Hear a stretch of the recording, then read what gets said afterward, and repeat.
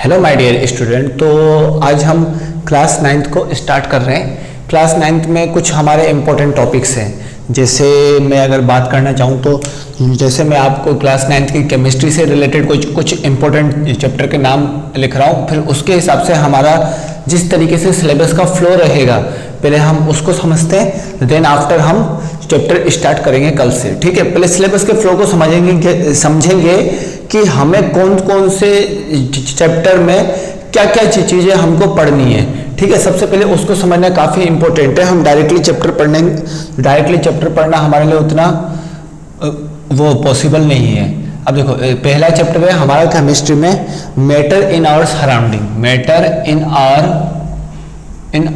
Surrounding. पहला chapter है हमारा मैटर इन आवर सराउंडिंग। अब देखो, इस चैप्टर में सबसे इंपॉर्टेंट है कि हमें इस चैप्टर में पढ़ना क्या है। हमें इस चैप्टर का जो हमारा कंटेंट का फ्लो रहेगा वो क्या रहेगा बेटा?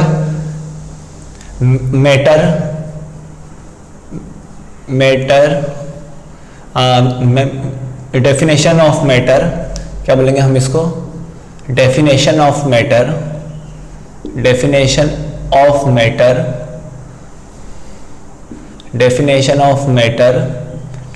And its property. हमको इसी तरीके से फ्लो को लेके चलना है। पूरे होल सिलेबस का मैं फ्लो लिखा रहा हूं। आप जैसे ही इस टॉपिक को कवर करो वैसे ही पहले ना कंटेंट को देखो, उसके बाद उसके फ्लो को देखना। इक्वल आपका पूरा डिस्ट्रीब्यूशन रहना चाहिए। ठीक है, definition of matter and its property. Second हम पढ़ेंगे बेटा, इसमें हम लोग सेकंड टॉपिक पर पढ़ने वाले हैं स्टेट ऑफ मैटर।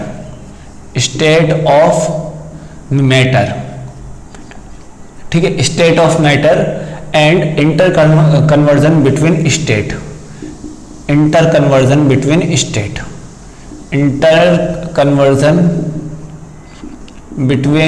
स्टेट।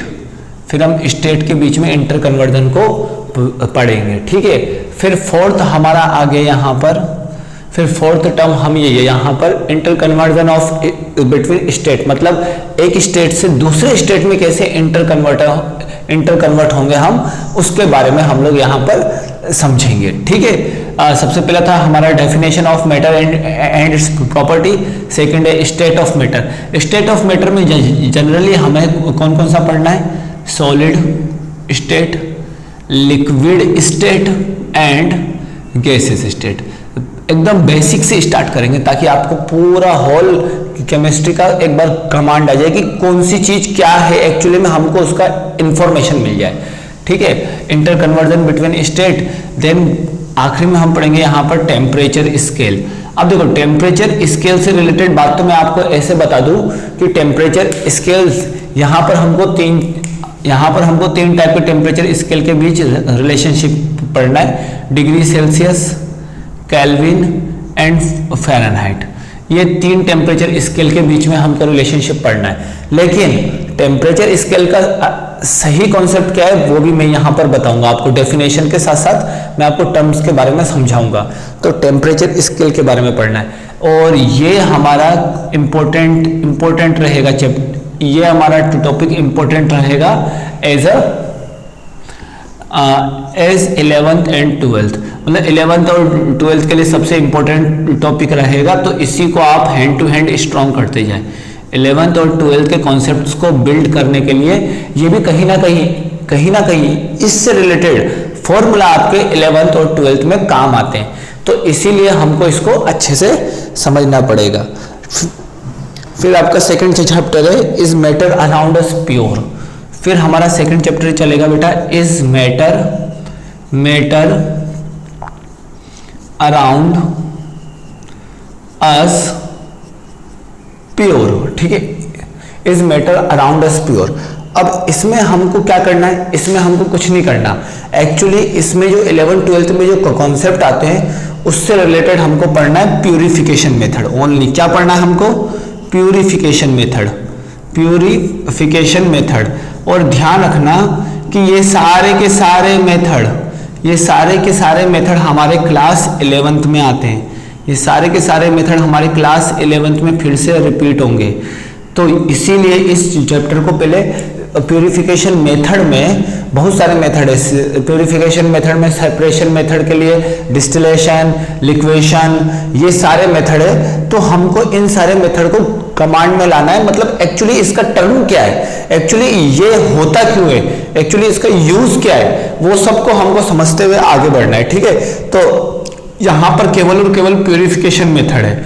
ठीक है, और आप लोगों के क्लास 11 के पॉइंट ऑफ व्यू से सबसे इंपॉर्टेंट चैप्टर है आपका एटम एंड मॉलिक्यूल। ये सबसे इंपॉर्टेंट चैप्टर है। इस पर सबसे ज्यादा आप लोगों की होल्डिंग होनी चाहिए। इस चैप्टर पे सबसे ज्यादा आप लोगों की होल्डिंग होनी चाहिए। ये एक्चुअली आप लोगों को एक ना बेस आपको देगा। ठीक है, तो सबसे पहले यहां पर हमको पढ़ना पड़ेगा मोल कॉन्सेप्ट्स। मोल कॉन्सेप्ट, ये चैप्टर आपके दो टाइप में डिवाइडेड है। मोल सबसे पहले यहां पर some basic laws of chemical के कुछ लॉज के बारे में है। उसके बाद यहां पर हमारा है, इसके बाद नेक्स्ट टॉपिक जो होगा हमारा यहां पर compound,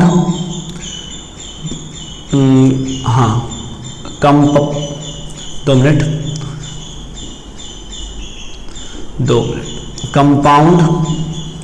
compound and it's nomenclature. ठीक है, और कौन से इनऑर्गेनिक कंपाउंड का आपका नोमेनक्लेचर रहेगा।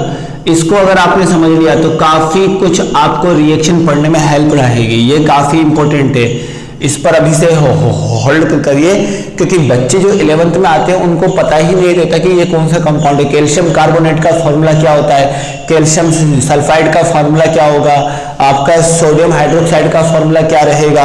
आप लोगों को नाम से ही सीधा फॉर्मूला बोलना है। जैसे सोडियम हाइड्रोक्साइड मैं लिखूंगा NaOH, मैं क्या लिखूंगा NaOH, this is a sodium hydroxide, this is a formula of sodium hydroxide. तो इसी तरीके से यहाँ पर आपके इनऑर्गेनिक कंपाउंड के कुछ बहुत सारे नाम रहेंगे। हमको पूरे नाम को प्रैक्टिस करना है, इसको ध्यान रखना है। ठीक है, देन आफ्टर हमारा आता है सबसे इंपॉर्टेंट मोल कॉन्सेप्ट। तो यहाँ पर मोल कॉन्सेप्ट का थोड़ा इंट्रोडक्शन दिया गया है। Mole concept as a introduction level, तो इंट्रोडक्शन लेवल तो दिया गया है, लेकिन हम थोड़ा सा ऊपर और पढ़ेंगे बेटा। यहाँ पर हम थोड़ा सा और ऊपर पढ़ेंगे। यहाँ पर हम केवल और केवल इंट्रोडक्शन नहीं पढ़ेंगे, हम थोड़ा सा एक लेवल ऊपर पढ़ने वाले हैं यहाँ पर मोल कॉन्सेप्ट का। और ये हमारा क्लास 11th का चैप्टर नंबर 1 पहला ही चैप्टर है।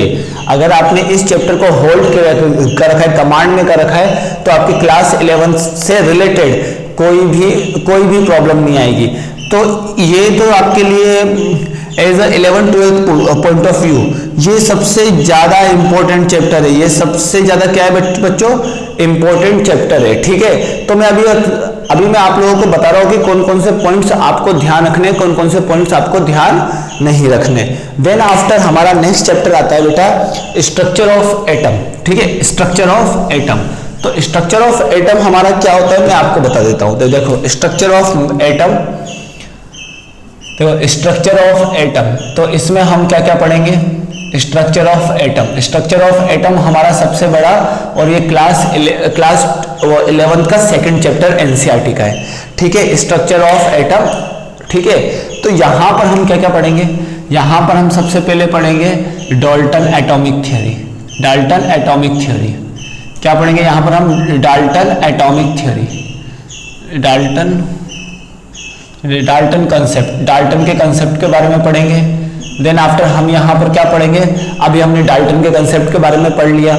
Then after structure of atom में हम यहाँ पर पढ़ेंगे स्ट्रक्चर ऑफ एटम आपके मतलब यहाँ पर कैथोड रे,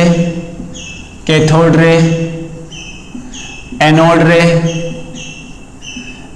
रे, ठीक है, कैथोड रे और एनोड रे एक्सपेरिमेंट के बारे में हम लोग यहाँ पर पढ़ेंगे। देन आफ्टर हम यहाँ पर क्या पढ़ने वाले हैं, देन आफ्टर हम यहाँ पर डाल्टन कॉन्सेप्ट हो गया हमारा, कैथोड रे एनोड रे हो गया। देन आफ्टर हम यहाँ पर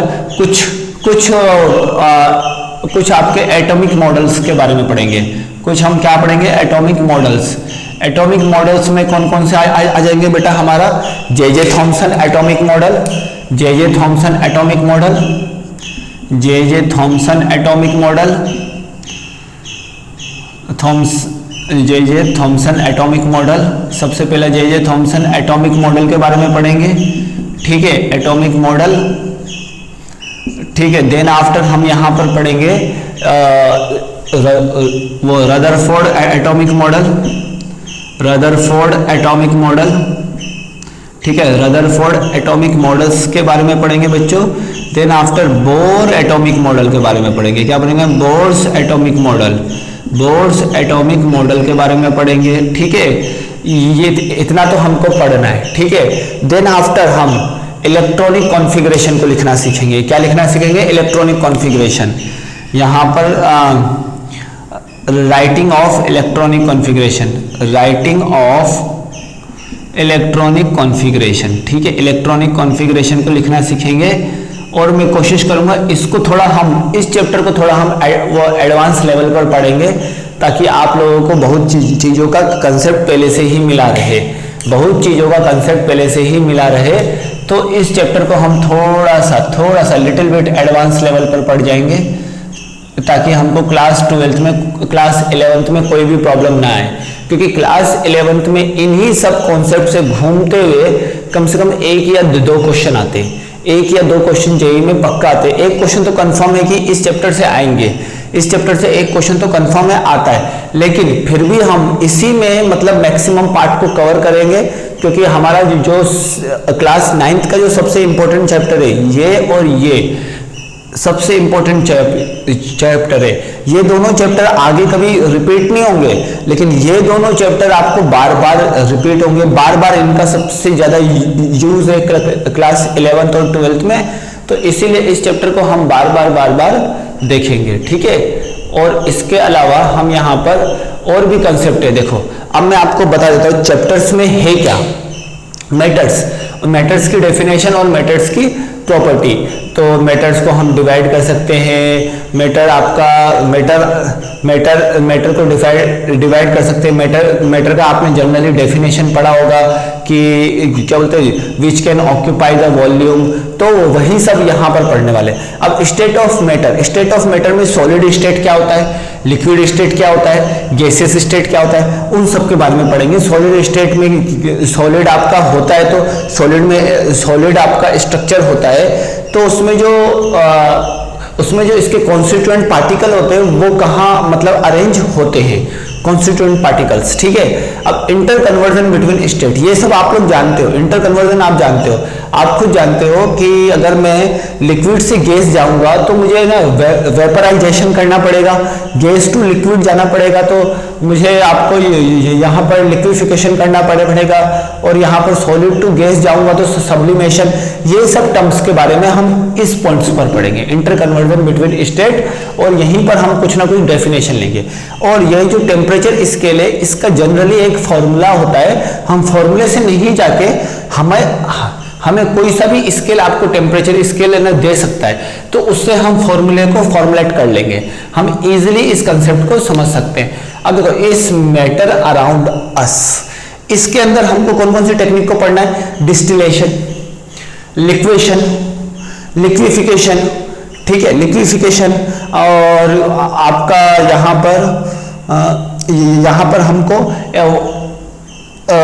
पर हमको क्रोमेटोग्राफी पढ़ना है। तो ये कुछ मेथड है जिससे हम किसी एलिमेंट को प्यूरिफाई कर सकते हैं। अगर हमारा by the way matter pure नहीं है तो हमको प्योर स्टेट ऑब्टेन तो हम किसी का नहीं कर सकते, लेकिन अप्रोक्सीमेट प्योरिटी स्टेट तक पहुंच सकते हैं, अप्रोक्सीमेट प्योरिटी स्टेट तक पहुंच सकते हैं। बात को ध्यान से समझना, अप्रोक्सीमेट प्योरिटी स्टेट तक पहुंच सकते हैं।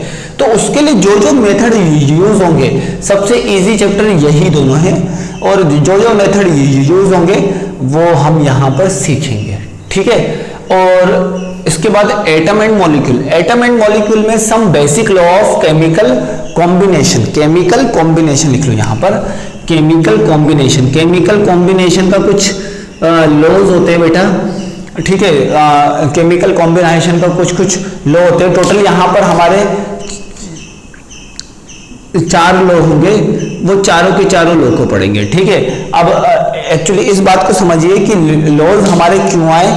लॉज हमारे फिजिकल में हमारे लॉज होंगे और बाकी हमारे थियोरी होंगे। थियोरी और लॉ में काफी अंतर है। दिस इज एक्सपेरिमेंटली, जहां पर एक्सपेरिमेंटली डाटा से रिलेटेड हमको बात करना पड़ेगा वो हमारे लॉज से बनाएंगे, ठीक है। लेकिन जो थियोरेटिकली डाटा से बात करेंगे तो वो हम कुछ एजम्पशन लेके करते हैं, ठीक है। और उसके बाद कंपाउंड एंड इट्स नोमेनक्लेचर।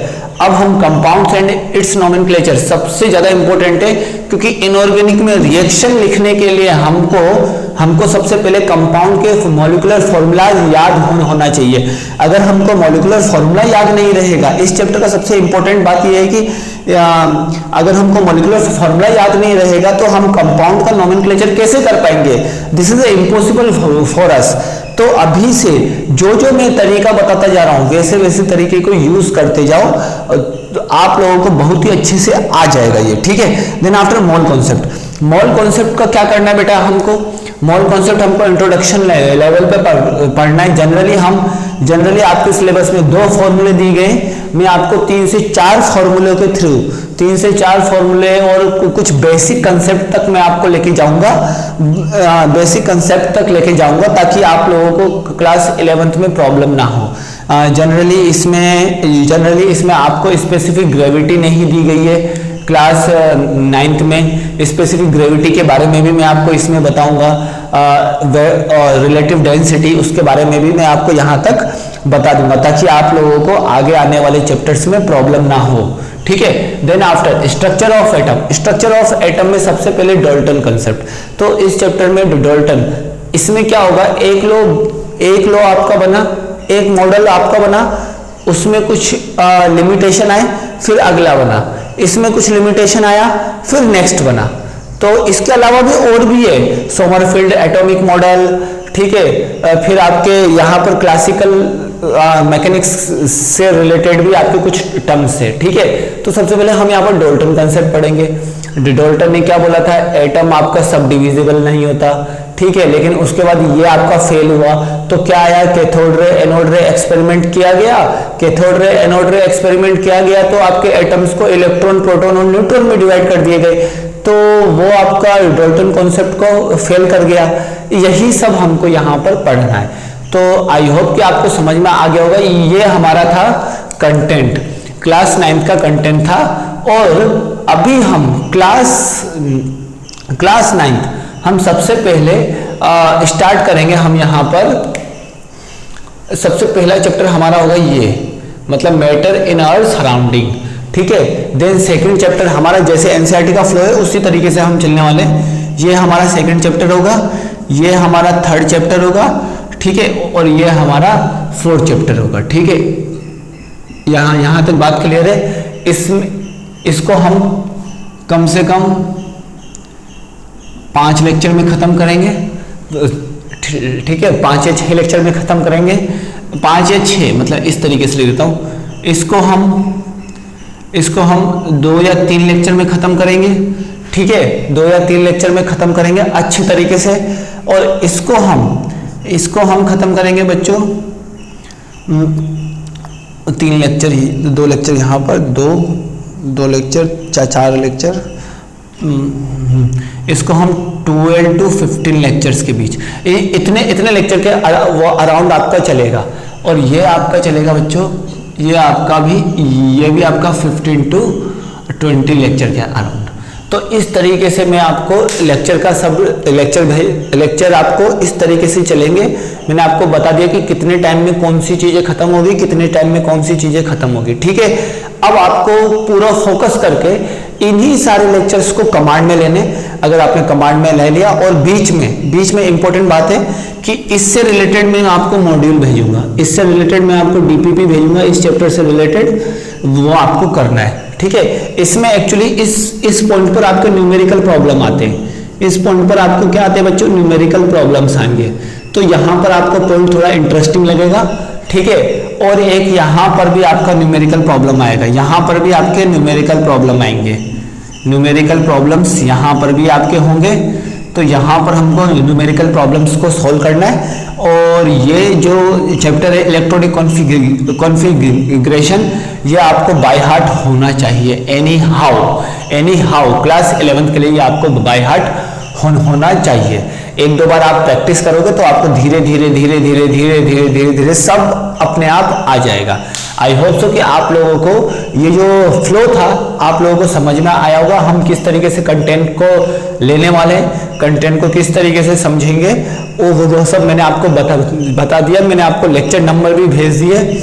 इतने लेक्चर में हम इस चैप्टर को खत्म करेंगे, ठीक है। इतने लेक्चर्स में हम इस चैप्टर को खत्म करेंगे और लास्ट में, हर लेक्चर के लास्ट में मैं एक प्रॉब्लम सॉल्विंग लेक्चर लूंगा, जिससे आप लोगों को सारे कंसेप्ट और भी अच्छे से क्लियर हो जाएंगे, ठीक है। तो ये हमारा लेक्चर का फ्लो रहेगा और इसी तरीके से हम लोग यहाँ पर चलेंगे। आई होप सो कि आपको ये पूरा जो कंटेंट है वो अच्छे से समझ में भी आया होगा और आपको अच्छा भी लगा होगा। आई होप सो। तो आज हम इतना ही देख लिए। अब कल से हम स्टार्ट करेंगे matter in our surrounding. I hope so कि आप लोगों को समझ में आ गया होगा और आप अपने केमिस्ट्री के फर्स्ट पेज पे पूरा कंटेंट इस तरीके से लेक्चर वाइज भी लिख लीजिए, ताकि आप लोगों को ध्यान रहे कि सर ने कोई टॉपिक स्किप तो नहीं किया है, सर ने कोई टॉपिक छोड़ा तो नहीं है, ये आपको ध्यान रहे। इसीलिए आप लोग पूरा लिख लीजिए, ठीक है। और इसी से जैसे ही हमारे ये वाला चैप्टर हो, मतलब ये वाला पॉइंट आपका हो जाए तो पॉइंट आते ही कंटेंट पे टिक मार दीजिए, ताकि आप लोगों को पता रहे कि सर ने ये वाला कंटेंट ले चुके हैं सर, और सर आप आगे वाला कंटेंट लेंगे, ठीक है। तो इस कंटेंट को आप लोगों को कॉपी में नोट डाउन कर लेना है फर्स्ट पेज पे। देन आफ्टर हम कल से चैप्टर को स्टार्ट करेंगे matter in our surrounding. I hope so कि आप लोगों को समझ में आ गया होगा। So thanks for watching this.